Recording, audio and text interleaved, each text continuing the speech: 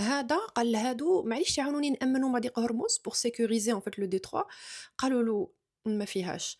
هذا واش قال لهم: de toute façon ما نسحقكمش».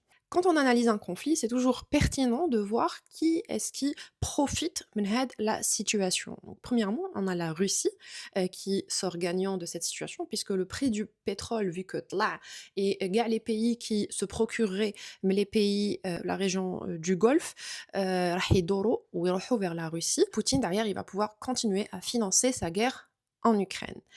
من جهة واحدة أخرى, les États-Unis aussi, en profitent en termes de grands pétroliers qui bénéficient aussi de la montée de ces prix, des hydrocarbures, même si les citoyens américains, donc la base électorale aussi de Trump, est en train d'en souffrir puisque c'est un pays qui conduit beaucoup les voitures, etc.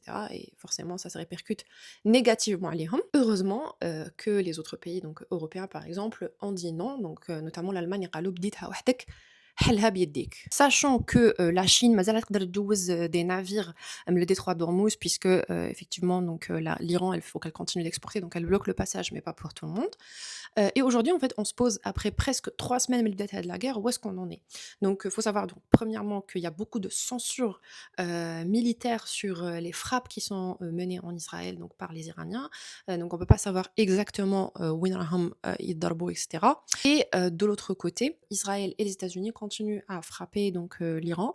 Trump il y a à peu près une semaine قال لهم oui خلاص la guerre تخلص, sauf que l'Iran قال لهم non ماشي كيما تحب أنت. Donc ils veulent vraiment donner une leçon. Ils ont aussi les moyens de le faire, donc sur le plan militaire, ils peuvent, durer, les moyens de, créer un chaos économique, mondial, donc il a bobé aussi. Les États-Unis n'ont pas les mêmes objectifs, que, Israël la région, puisque les États-Unis ont des objectifs, voilà, géostratégiques, géoéconomiques, avec la Chine et derrière donc Israël, lutte pour une menace existentielle. Donc finalement, c'est des éléments qui, indiqueraient que l'issue de la guerre ما راهيش باينة.